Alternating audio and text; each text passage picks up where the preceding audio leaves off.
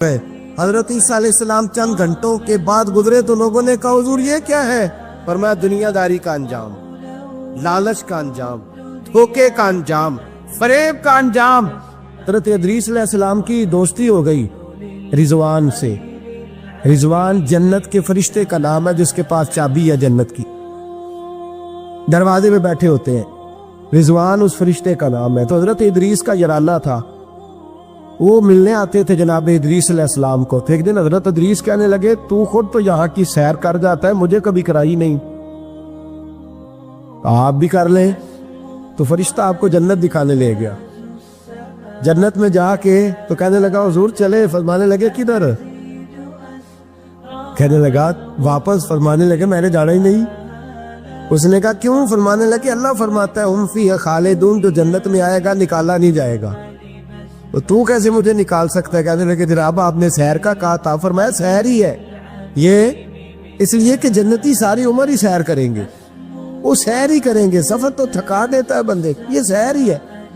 اب وہ فرشتے پریشان ہوئے تو رب کریم نے فرمایا وہ فرشتے تیرا اور اس کا یارانہ بھی میں نے لگوایا تھا، اور اس کو جنت کی سیر پر آنے کی خواہش بھی میں نے ہی پیدا کی تھی، اور تو کون ہوتا ہے میری بغیر اجازت دروازہ کھول سکے؟ بلوایا بھی میں نے ہی تھا، اور یہ جو میں نے کہا نا اڑ جا، یہ توفیق بھی میری ہوئی ہے، میری طلب بھی تو تیرے کرم کا صدقہ ہے۔ یہ پاؤں اٹھتے نہیں بلکہ یہ اٹھائے جاتے ہیں، تو جب بلا لیا ہے جنت میں داخل کرا لیا ہے، اور جنت بھی وہ والی جس کو میرے رسول پاک کے قدموں نے جنت بنایا ہے، وہ جنت جس کو ریاض الجنہ کا لفظ دیا ہے، حضور نے جنت جس کو بنایا ہے، وہاں تک پہنچ جائے۔ یہ ہے ارض جنت، یہ طیبہ کی زمین ہے ارض جنت، پر زمین کس کی ہے؟ کیسا عجیب معاملہ ہے۔ یہ ہے ارض جنت، یہ طیبہ کی زمین ہے، جنت بھی یہیں، کیونکہ مالک جنت بھی یہیں ہے، جنت بھی یہیں، مالک جنت بھی یہیں، جنت بھی یہیں تو مالک جنت بھی۔ اور وطن بڑا پیارا، اولاد بڑی پیاری، جان بڑی پیاری۔ اور حضرت ابراہیم سے رب کریم نے فرمایا چل ابراہیم کوئی چیز دے، تو کہا یا اللہ تینوں ہی تیرے نام پہ قربان کرتا ہوں، تیری ہوئی ساری، ہر شے تیری۔ حضرت ابراہیم نے دین کے لیے آپ شہر بابل کے قریب پیدا ہوئے تھے، وہاں سے مصر آئے، مصر سے فلسطین آئے، اور فلسطین سے آ کر کے کعبہ آباد فرمایا۔ زندگی سفروں میں گزری، سفر ایک تکلیف والی چیز ہے، پر حضرت ابراہیم نے وطن چھوڑ دیا، گھر چھوڑ دیا۔ جان بڑی عزیز ہوتی ہے اصل میں نا، جب انسان جد و جہد کرتا ہے نا دین کے لیے، تو اس کے رستے میں بڑی چیزیں آتی ہیں، کبھی اولاد، کبھی کھال، کبھی باہر، کبھی حکومتیں، کبھی سیاستیں، کبھی چدراہٹیں، اس کے رستے میں بڑا کچھ آتا ہے، اور اسے ہر چیز کو فیس کرنا پڑتا ہے۔ گھر کے اندر بھی جنگ ہوتی ہے اور گھر کے باہر بھی لڑائی ہوتی ہے، یہ آسان ہے ہی نہیں۔ ہم تو خیر ہتھیار چھوڑ کے پھینکنے والے لوگ ہیں، ہم بولے بالے لوگ ہیں، ہم کہتے ہیں میں نے تو کہا تھا مہندی نہ کرو، پر بیٹے نہیں مانے، بولے جو ہوئے۔ اسی طرح حالانکہ اگر وہ بیٹا کہے نا کہ ابا جی لاؤ زندگی میں سارا کچھ میرے نام کرو، تو پھر ہم بولے نہیں ہوتے، اور اس وقت ہم تیز ہوتے ہیں، کہتے ہیں یہ کیسے ہو سکتا ہے، ہاتھ کاٹ کے دے دوں۔ اس وقت نہیں، دین کے معاملے میں بولے ہوتے ہیں۔ بیٹا بد مذہب کے پاس جا رہا ہے تو اس وقت ہم بولے بالے ہیں، کوئی عرض نہیں، لیکن اگر وہ اپنی پسند کی شادی کرے ہمیں کراس کر کے، پھر ساتھ ہی ہم تیز ہو جاتے ہیں۔ تو حضرت ابراہیم نے جب دین کے لیے نکلے تو جد و جہد کی، گھر کے اندر بھی گھر کے باہر بھی۔ آپ کے والد کا نام طارق ہے، وہ توحید پرست تھے، ایماندار تھے، پرہیزگار تھے۔ آپ کے چچا کا نام آزر ہے، وہ بت پرست تھے، بت بیچا کرتے تھے۔ حضرت سیدنا ابراہیم علیہ السلام جب میدان عمل میں نکلے تو حضرت ابراہیم علیہ السلام نے اپنے گھر سے جہاد شروع کیا، لڑنا پڑا، گھر کے اصولوں سے، چچا نے جو رواج بنائے ہوئے تھے اس رواج سے ٹکرائے۔ فرمایا میں اپنے گھر کے اندر یہ بت پرستی نہیں ہونے دیں گا۔ چچا کو ایک دفعہ نہیں، بار بار 100 دفعہ سمجھایا۔ آپ کا چچا بت بنا کے بیچا کرتا تھا۔ حضرت ابراہیم علیہ السلام تھوڑے بڑے ہوئے تو کہنے لگا کہ چلو میرے ساتھ، تم بھی بت بیچنے ہیں، ہمارا کاروبار ہے۔ حضرت ابراہیم ساتھ نکلے تو بت پکڑا ہے، گندے پانی کے اندر اس بت کو ڈبوتے ہیں، کہتے ہیں کسی نے خریدنا ہے تو خرید لو، نہ یہ نفع دے سکتا ہے نہ نقصان دے سکتا ہے، جو اپنا آپ نہیں بچا سکتا تمہیں کیا بچائے گا، خریدنا ہے تو خرید لو۔ چچا کہنے لگا تو کاروبار چمکا رہا ہے کہ تباہ کر رہا ہے؟ گھر میں بڑے معاملات خراب ہوئے، جھگڑے ہوئے، لیکن حضرت ابراہیم علیہ السلام ایک منٹ کے لیے بھی اپنے گھر کے اندر بھی کمپرومائز کرنے کو تیار۔ یہ تھوڑا مشکل میں نے پہلو چھیڑ دیا ہے، یہ تھوڑا مشکل پہلو چھیڑ دیا ہے، تھوڑا سمجھدار آدمی ہے پر بیوی سے پردہ نہیں کرا سکتا، سیانہ ہے، پنچایت کا بندہ ہے، جو اسے آپ کہیں گے وہ بات یہ سنائے گا، لیکن کہتا نہیں جی میں نے کوشش کر لی ہے۔ کس قسم کی کوشش ہے صاحب، کیسے ہو گیا؟ حضرت ابراہیم علیہ السلام نے گھر کے اندر سے فرمایا نہیں کرنے دوں گا، گھر کے اندر بھی ٹکرائے، فرمایا تم جو بھی ہو پاش کیا چچا کے اصولوں کو، اور باہر جب نکلے تو صرف علاقے کے چیئرمین سے نہیں ٹکرائے، ایم پی ایم این اے وزیر مشیر سے نہیں ٹکرائے، سپر پاور نمرود دنیا کا واحد حکمران تھا اس وقت، دوسرا کوئی حکمران ہی نہیں تھا،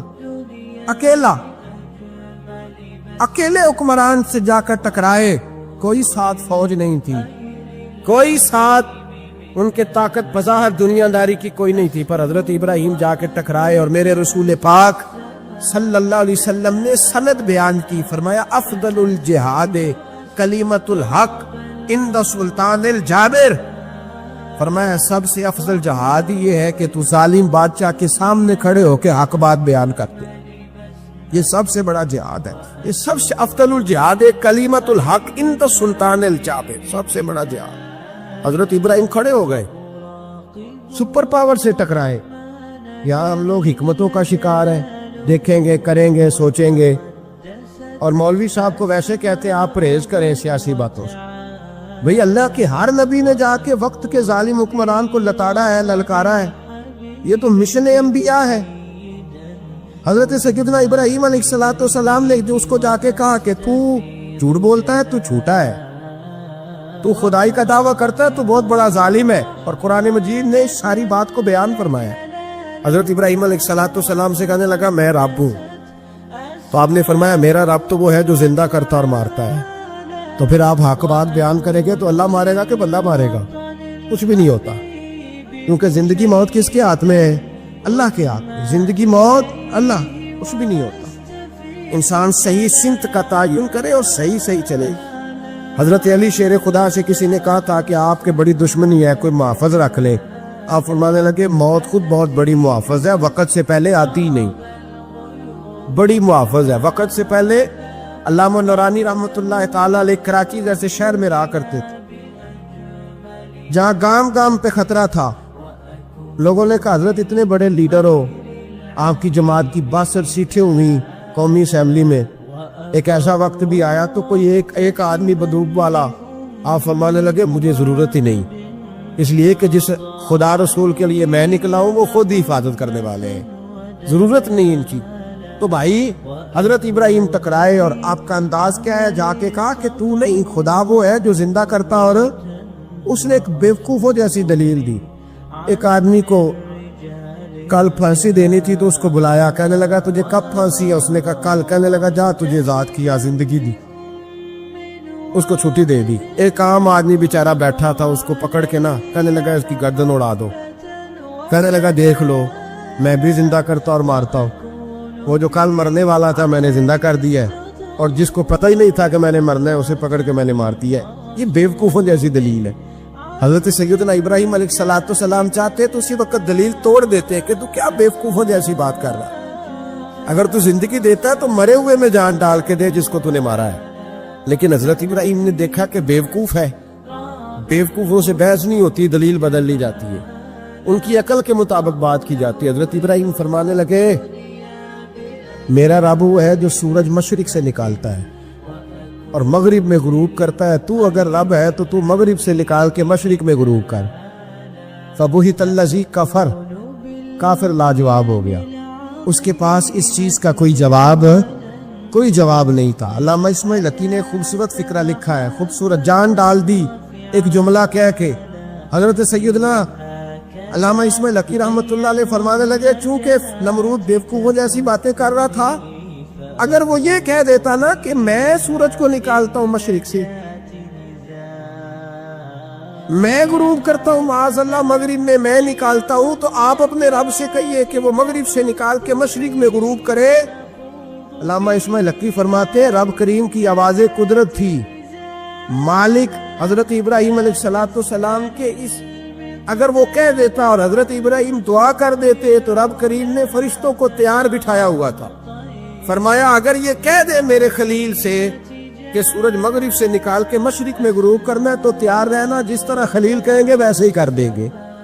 واتخذ اللہ ابراہیم خلیلا، ابراہیم ہمارا دوست جو ہوا، جیسے کہے گا ویسے کر دیں گے۔ حضرت سیدنا ابراہیم علیہ السلام کی باتوں کا جب جواب نہ دے سکا، دلیل نہیں بندہ دیتا، پھر لڑائی کرتا ہے، پھر جھوٹے موٹے اعتراض کرتا ہے، دلیل ختم ہوتی ہے تو لوگ ذاتیات میں اترتے ہیں، کہتے ہیں یہ کھانستا صحیح نہیں، دیکھتا صحیح نہیں، دلیل ختم، اب ذاتیات پہ اترے، کہنے لگے مجھے پتہ چلا ہے کہ یہ فلانی جگہ گیا تھا تو وہاں جا کے اس نے اس طرح کیا ہے، پھر لوگ ذاتیات پہ اترتے ہیں، جب دلیل کا جواب دلیل سے نہیں دے پاتے پھر ذاتیات پر اتر کر حملے کرتے۔ حضرت ابراہیم کے دلائل کا جواب نمرود نہ دے سکا تو کہنے لگا کہ اس کو آگ میں ڈال دو۔ قوم گئی ہوئی تھی ساری، آپ نے بات سنی ہوئی ہے، میں نے صرف اشارہ دینا ہے، میلے پہ تو حضرت سیدنا ابراہیم علیہ السلام نے سارے بت توڑ دیے، کلاڑا بڑے بت کی گردن پہ رکھا، واپس آئے کہنے لگے بت کس نے توڑے ہیں؟ تو فرمایا اس سے پوچھو جس کی گردن پہ کلاڑا ہے۔ کہنے لگے یہ تو بول ہی نہیں سکتا، تو فرمانے لگے بڑے بیوقوف ہو جو بولتا ہی نہیں، سنتا ہی نہیں، اپنا آپ نہیں بچا سکتا، اس کی پوجا کرتے ہو؟ کہنے لگے پکڑو دلیلیں ختم ہو گئی، اس کو آگ میں ڈالو۔ بہت بڑی حویلی 45 فٹ مربع پہ مشتمل ایک حویلی بنائی گئی اور 45 فٹ اونچی۔ مختلف روایات، علامہ اسماعیل حقی کہتے ہیں کہ 3 مہینے تک نمرود نے کہا کہ اس کے اندر لکڑیاں ڈالو، لوگ پوچھنے لگے کتنی دنیا جلانی ہے؟ کہنے لگا بندہ تو ایک جلانا ہے پر بندہ بڑا تگڑا ہے، ایک بندہ۔ 3 مہینے لکڑیاں ڈالی گئیں، اور لوگوں کی جو تہمات ہوتی ہیں نا وہ بڑی عجیب ہوتی ہیں۔ تہمات میں نے بڑی تفصیل سے رمضان مبارک میں گفتگو کی تھی، بدشگونی تہمات لوگ لیتے ہیں، اس وقت بھی لوگ تہمات کا شکار ہو گئے، عقیدہ بگڑ جاتا ہے تو وہ عجیب و غریب باتیں کرنے لگتا، تہمات کا شکار ہو گئے۔ بیبیاں نظر مانگتی، میں بیمار ہوں اگر صحیح ہو گئی تو اتنے من لکڑی دوں گی حضرت ابراہیم کی آگ جلانے کی۔ ایک عورت لے کے جا رہی ہے لکڑیاں، تو ایک نیک دل آدمی نے اس سے پوچھا کہاں جا رہی ہو؟ کہنے لگی میں نے منت مانی تھی تو حضرت ابراہیم علیہ السلام کو معاذ اللہ جلانے کے لیے لکڑیاں لے کے جا رہی ہوں۔ تو وہ رب کریم کے بندے کہنے لگے تو ڈھونڈتی رہے گی، تجھے وہ جگہ ملے گی نہیں۔ وہ بی بی کئی مہینے گھومتی رہی، جگہ ہی نہیں ملی جہاں لکڑیاں ڈالنے، ماری گئی۔ تہمات کا شکار ہوئے بہت سارے لوگ، تہمات کا۔ بھائی تہمات دین کے اندر منع ہے، تہمات دین میں کوئی نظر ماننا، کوئی کسی بزرگ کے مزار میں جا کے سالے ثواب کے لیے کوئی چیز ماننا، یہ تو درست ہوا، لیکن غیر شرعی نظریں مان لینا کہ میں آ کے گرد چکر لگاؤں گا، میں جناب وہاں جا کے یہ والا تماشا کروں گا، میں دھاگا باندھوں گا، میں رسا کاٹوں گا، میں وہاں گندے ہو سے پانی پیوں گا، ان کی شریعت اجازت، یہ تہمات ہے، بدشگونی ہے، دین میں ان کی کوئی گنجائش۔ آپ نظر ماننے سے پہلے بھی کسی عالم سے رابطہ کرے کہ میں منت مانگنے لگا ہوں تو کیسے ماننی چاہیے، کا طریقہ پوچھے، ایسے ہی غلط چیز کی منت تھوڑی مان لی جائے گی۔ بہرحال آمدام برسرے مطلب حضرت ابراہیم کے لیے آگ جلائی گئی، 45 فٹ اونچی آگ ہے، پرندہ بھی اوپر سے گزرتا ہے تو نیچے گر جاتا ہے جل کے، اتنے دن لگا کے آگ جلائی گئی۔ اب حضرت ابراہیم کو جلایا جانے لگا ہے۔ یہاں تو موجے ہے نا، جو کسی ادارے کا سربراہ ہے اس کے لیے موج ہے، کسی جگہ آفیسر بن گیا تو موج ہے، پیر صاحب کے لیے موج ہے، علامہ صاحب کے لیے موج ہے، خطیب صاحب کے لیے موج ہے، جلنا کس کو پڑتا ہے؟ وَعَلِي کوئی نہیں رہا اللہ، ماشاءاللہ وہ لوگ گزر گئے جو تکلیفیں سہ کے کام کرتے تھے، گزر گیا زمانہ۔ حضرت سیدنا ابراہیم علیہ السلام کو جلایا جانے لگا ہے، تو اب اتنی بڑی آگ ہے تو ڈالے کیسے؟ شیطان نے تجویز دی کہ منجنیق بناؤ، منجنیق बड़े बड़े बांस बांध के उनके नीचे रस्सा बांधो।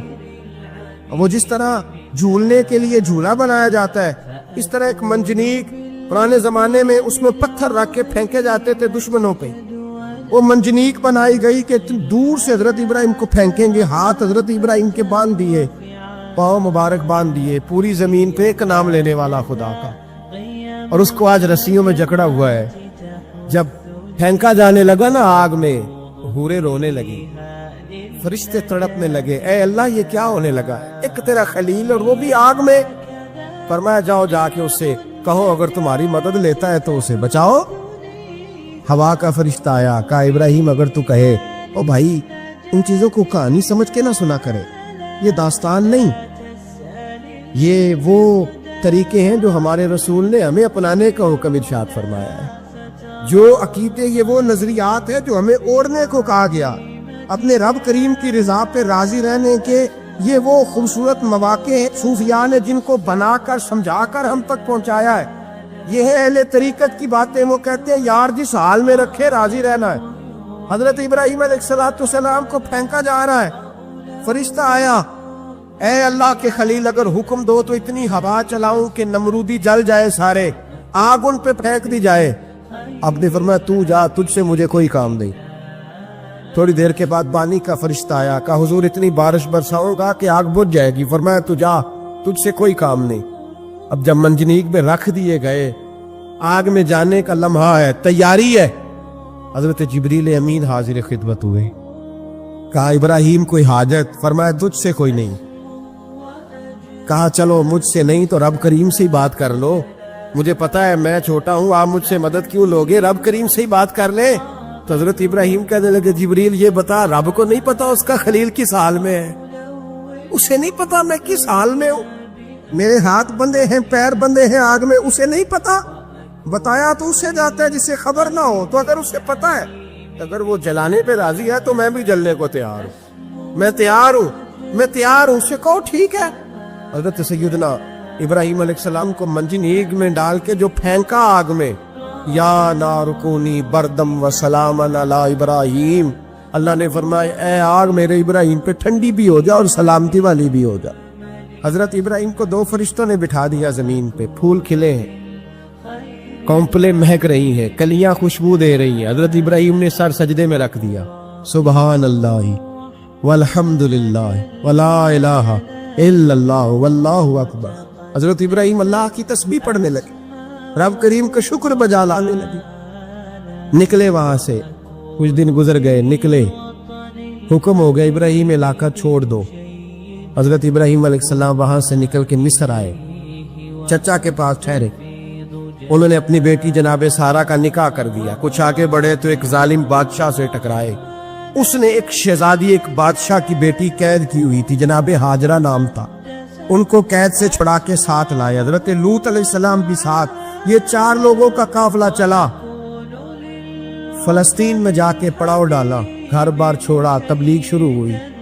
हजरत इब्राहिम के घर में 2 खवातीन है, एक आपकी बीवी है, एक हजरत हाजरा है, औलाद कोई नहीं। बड़ा मेवा है मीठा, घर वही आबाद होता है जिसमें बच्चे रोते हैं, घर होता ही वो है जिसमें बच्चों की चंचनाहट होती है, फिनफनाहट होती है। हजरत इब्राहिम ने एक बच्चा रोते हुए देखा तो आंखों में आंसू आए, कहने लगे रब्बी हबली मिनस साली, या अल्लाह मुझे भी नेक औलाद अता कर। हजरत सारा ने सुन लिया, कहने लगी इब्राहिम शायद मेरे बतन से तो आपको नसीब नहीं, हाजरा से निकाह कर लो।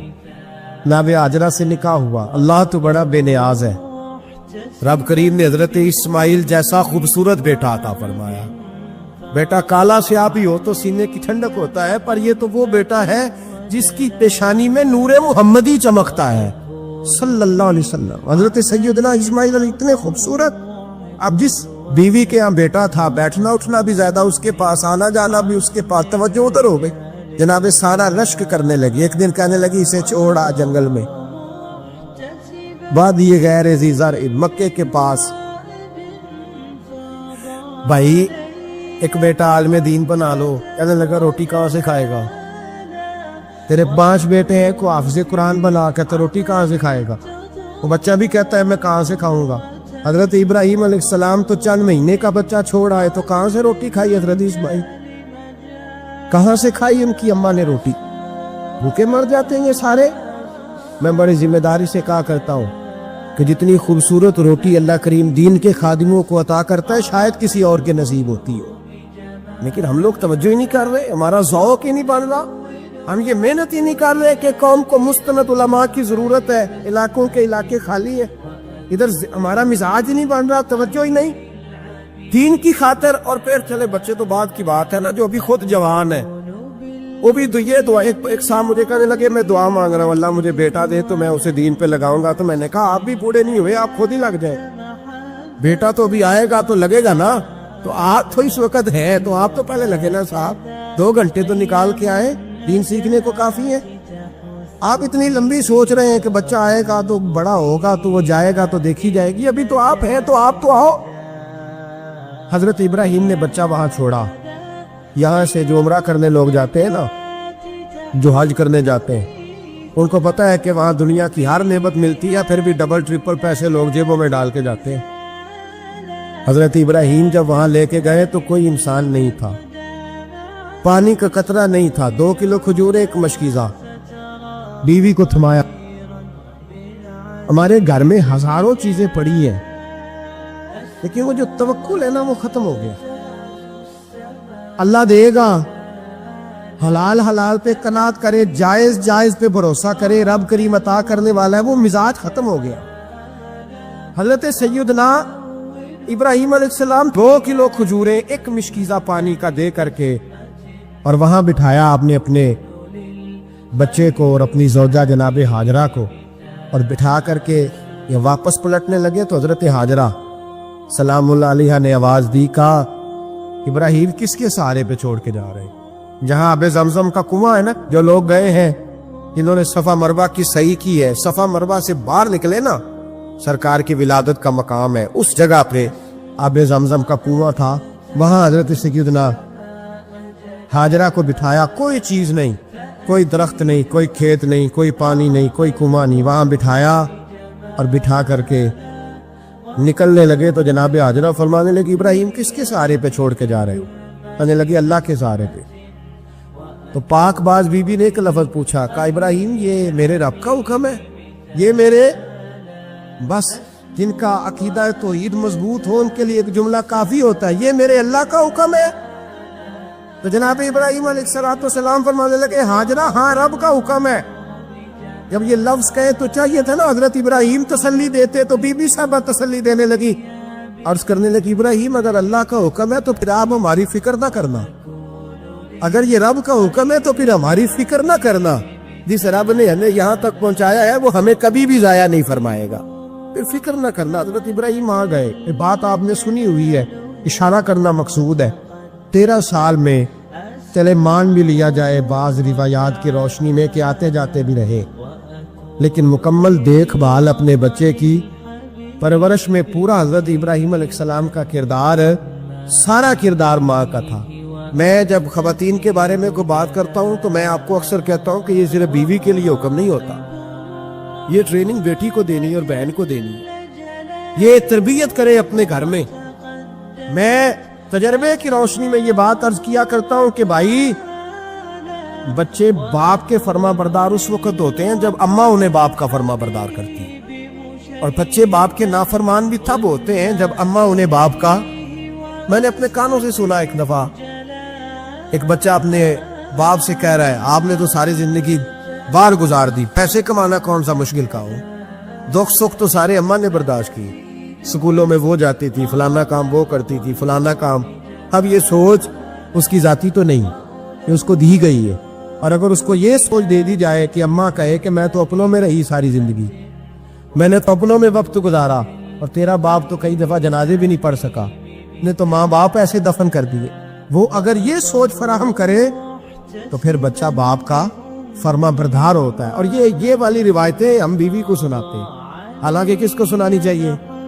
بولیے، بہن اور بیٹی کو، بہن اور بیٹی کو سنائیں گے باتیں، ان کو سمجھائیں تاکہ آگے جا کے وہ جو گھر ترتیب دے وہ گھر بڑا عمدہ اور نکھرا ہوا ہو۔ حضرت سیدنا ابراہیم 13 سال کے بعد آئے، چونکہ گھر میں اللہ تبارک و تعالیٰ کی دوستی کا چرچا تھا، اللہ तबारक व तआला की महबूबियत का गलबा था 13 साल के बाद। फलम्मा बालगा माहू साया, बेटा जब इतना बड़ा हुआ कि साल चलने लगा तो हजरत इब्राहिम ने अपने बेटे को बुला के कहा, बेटा मुझे ख्वाब आई है, मैं तुझे ज़िबा कर रहा हूँ, तेरी क्या रजा है?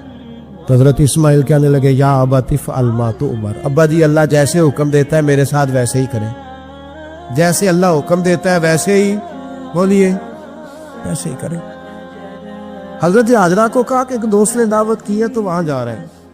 बीबी मुतमईन है, तफसीलात की जरूरत नहीं, खत्म बात, इतबार है, मुतमईन हो गई। शैतान पीछे से आया अम्मा के पास, जरा थोड़ी देर के लिए तसव्वुर जमाइए,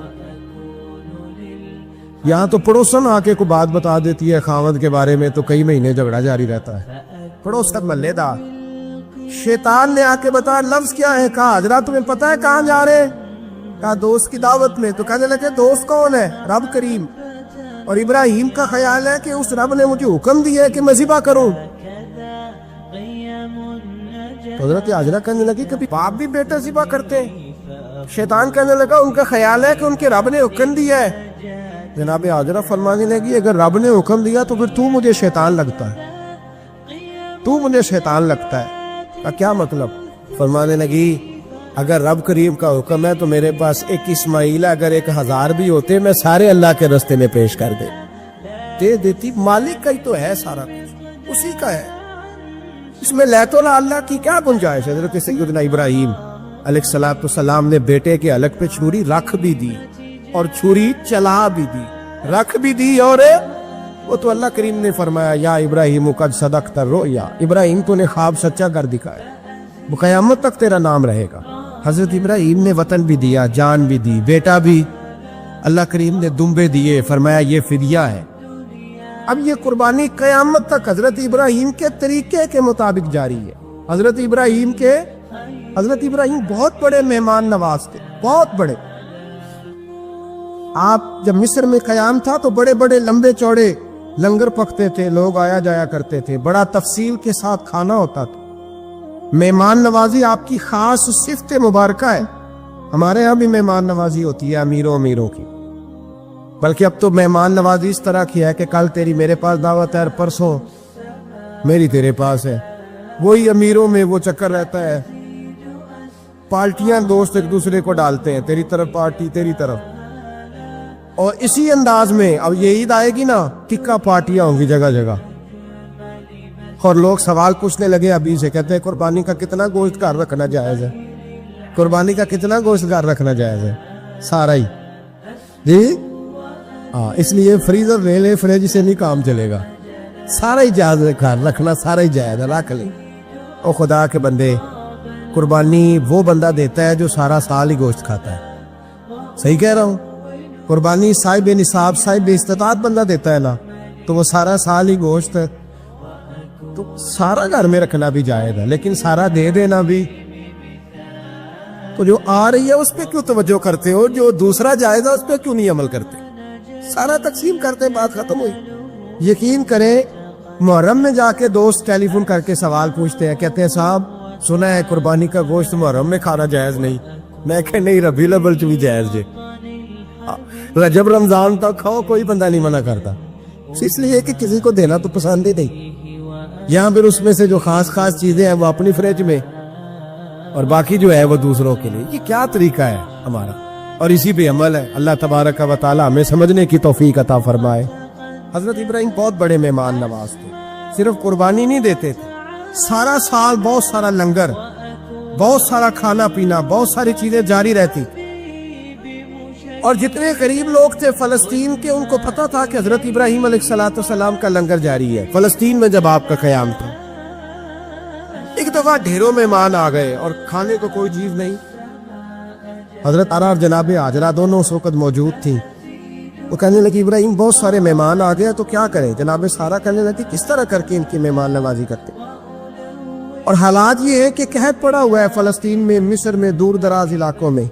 तो हजरत इब्राहिम कहने लगे ये अल्लाह के मेहमान है और हमें रब करीम का बंदा समझ के आ गए, अल्लाह ही बंदोबस्त करेगा। फरमाने लगे मेरा मिस्र में एक दोस्त है, वो कैद के दिनों में गल्ला जमा कर लेता है, میں اس کی طرف پیغام بھیجتا ہوں, مجھے امید ہے وہاں سے غلہ ملے گا. 2 3 5 اونٹ والے غلام بلائے اور ان کو کہا کہ جاؤ غلہ لے آؤ مصر کے دوست سے. وہ لوگ کہتے ہیں ہم غلہ لینے گئے. وہاں جب پہنچے تو حضرت ابراہیم خلیل اللہ علیہ السلام کا پیغام دیا تو آپ کا وہ دوست کہنے لگا غلہ تو بے شمار تھا, مجھے خبر نہیں تھی کہ حضرت ابراہیم کا پیغام آئے گا, تو میں تو سارا تقسیم کر چکا ہوں. لوگ لے گئے, اب تو کوئی شے نہیں. اب وہ خالی آ گئے 5 کے 5 اونٹ. جب خالی آئے تو حضرت ابراہیم کی حویلی کی دیواریں چھوٹی چھوٹی تھی. ان غلاموں میں سے, خادموں میں سے, آپ کے ان چاہنے والوں میں سے ایک کہنے لگا یار وہ غریب تو انتظار کر رہے ہوں گے کہ غلہ لینے گئے, ہمیں روٹی ملے گی. چھوٹی چھوٹی دیواریں ہیں, وہ جب دیکھیں گے نا خالی آ گئے تو انہیں تکلیف ہوگی. اس طرح کرو بوریوں میں ریت بھر لیتے ہیں, ریت بھر کے لے جاتے ہیں, بعد میں اندر رکھ کے انہیں سمجھا بہلا لیں گے یا حضرت ابراہیم کو بتائیں گے, وہ خود ہی ان لوگوں کی دل جوئی فرمائیں گے. اب غلہ کی جگہ ریت بھر کے اونٹوں پہ رکھ کے لائی گئی. لا کے بوریاں جب رکھ دی گئیں, حضرت ابراہیم علیہ السلام دوپہر کے وقت آرام فرما رہے تھے. بی بی سارا اٹھی, کہتی ہے جب میں نے دیکھا نا کہ بوریاں پہنچ گئی ہیں تو گئی, غلام کو ساتھ لیا اور اس کو جب کھولا نا تو کہتی ہے اتنی حسین گندم میں نے پہلے کبھی دیکھی نہیں تھی, اتنا پیارا دانہ میں نے کبھی ملاحظہ ہی نہیں کیا تھا. فرماتی ہے جب اس کو پیس کر چکی میں روٹیاں پکائیں تو خوشبو دور دور تک پھیل گئی. اعلیٰ غذا بنی, بڑے بڑے کھانے بیویوں نے مل کے پکائے, چن دیے گئے. حضرت ابراہیم اٹھے تو لوگ کھانا کھا رہے, سجدہ شکر ادا کیا, اور جب سجدے میں گئے تو وہی آنے لگے, پھر رونے لگے. جب پلٹ کر باہر تشریف لائے تو جناب سارا کہنے لگی ابراہیم تمہارا مصری یار بڑا اچھا ہے, اس نے اتنی اعلیٰ گندم بھیجی ہے کہ اتنی تو میں نے پیاری گندم کبھی دیکھی نہیں. جناب ابراہیم مسکرائے, فرمانے لگی سارا یہ مصری یار نے نہیں بھیجی, یہ میرے عرشی یار نے بھیجی ہے, یہ میرے عرشی یار نے بھیجی ہے. بھائی مہمان نوازی مزاج تھا, لٹا دینا مزاج تھا, دوسروں کی اشک شوئی مزاج تھا. حضرت ابراہیم علیہ السلام کا طریقہ ہے قربانی, حضور نے ان کا طریقہ بیان کیا. اگر سال کے بعد قربانی دینا ان کا طریقہ ہے تو سارا سال غریبوں کو روٹی دینا بھی حضرت ابراہیم کا طریقہ ہے. سارا سال غریب کی نوکری کرنا یہ بھی حضرت ابراہیم کا طریقہ ہے. بھوکے کو کھانا کھلانا یہ بھی. میرے مصطفیٰ کریم سید عالم صلی اللہ علیہ وسلم سے صحابہ نے پوچھا حضور بہترین مسلمان کون ہے, بہترین مسلمان؟ تو حضور نے فرمایا جو سلام لینے میں پہل کرے اور غریب کو روٹی کھلانے میں سب سے اچھا ہو, وہ بہترین مسلمان ہے, زبردست مسلمان. ہمارے ہاں دعوتیں ہوتی ہیں تو امیروں کی, افطاریاں تو امیروں کی, اور میرے مصطفیٰ کریم علیہ السلام نے فرمایا بدترین دعوت ہے جس میں امیر بلائے جائے غریب نہ بلائے جائے. وہ بدترین دعوت حضرت ابراہیم کا طریقہ رہا, ساری زندگی مہمان نوازی.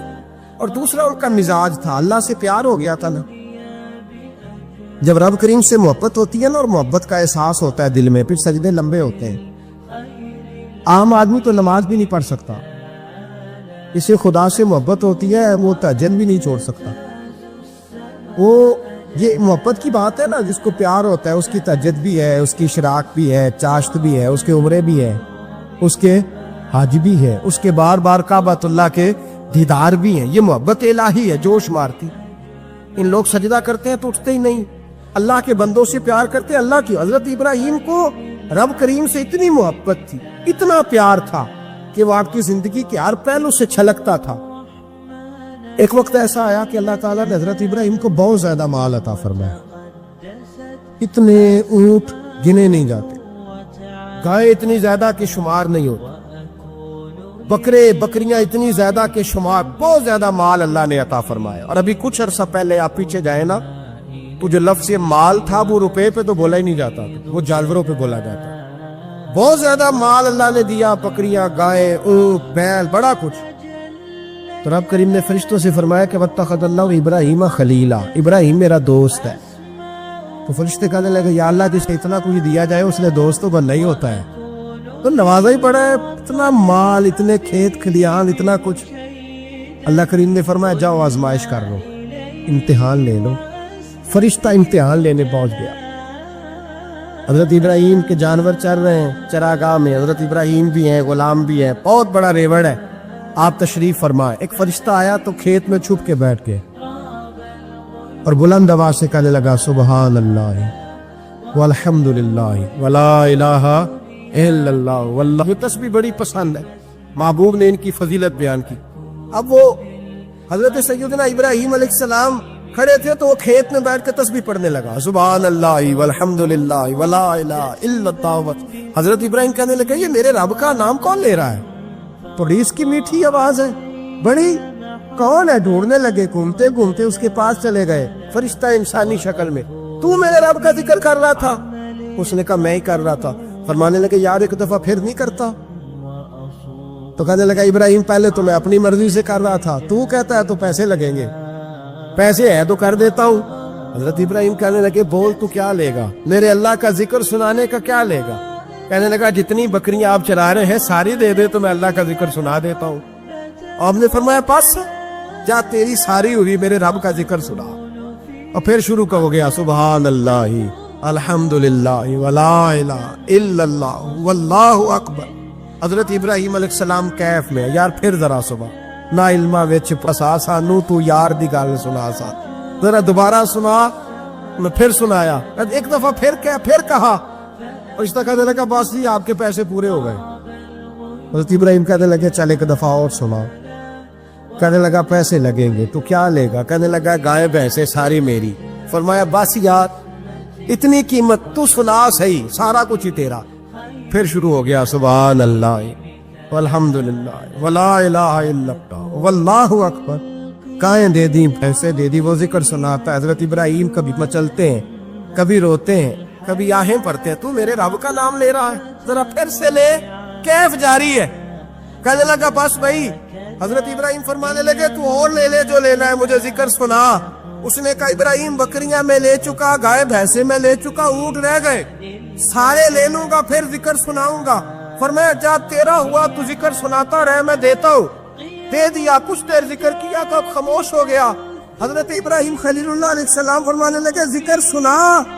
کہنے لگا ابراہیم اب تیرے پاس دینے کو کیا ہے؟ ہر چیز تو میں لے چکا. آپ فرمانے لگے یہ گائے بھینسیں بکریاں چرانے کے لیے تجھے کوئی نوکر ملازم بھی تو چاہیے نا. تو اس طرح کر مجھے رکھ لے، میں روٹی نہیں مانگوں گا، کھانا نہیں مانگوں گا، تو اللہ کا ذکر سناتا رہنا، میں تیرے جانوروں کی نوکری کرتا رہوں. حضرت ابراہیم علیہ السلام نے جب یہ کہا نا فرشتے کی آنکھوں میں آنسو آ گئے. دردامنی پہ شیخ ہماری نہ جائیے، ہم دامن نچوڑ دیں تو فرشتے وضو کریں. فرشتہ رو پڑا اور کہنے لگا ابراہیم مجھے سینے سے لگاؤ، آپ واقعی اس قابل ہے کہ اللہ آپ کو اپنا دوست بنائے، واقعی اس قابل ہے کہ رب آپ کو اپنا. حضرت ابراہیم علیہ السلام کا خدا سے محبت کرنے کا نرالا انداز. اور میرے بھائی یہی محبت انہیں میرے مصطفیٰ سے بھی تھی. ایک نبی گھر بنا رہا ہے، دوسرا بنوا رہا ہے. حضرت اسماعیل علیہ السلام پتھر اٹھا کے لا رہے ہیں، جناب ابراہیم بنا رہے. جب خانہ کعبہ بن گیا تو کہنے لگے ربنا وابعث فیہم رسولا، اے اللہ اب اسے بسانے کے لیے اپنا آخری رسول بھی عطا فرما. نبی پاک فرماتے میں دعا ہوں حضرت ابراہیم کی. یہ قربانی حضرت ابراہیم کا طریقہ ہے. حضور نے اگرچہ نبی پاک کی اپنی سنت تھی، یہ بھی کہہ سکتے تھے سنتی و سنت ابیکم ابراہیم، میری سنت ہے اور تمہارے باپ ابراہیم کی سنت ہے. یہ نہیں فرمایا. جب صحابہ نے کہا قربانی کیا ہے، فرمایا سنت ابیکم ابراہیم، یہ تمہارے باپ ابراہیم کی سنت ہے.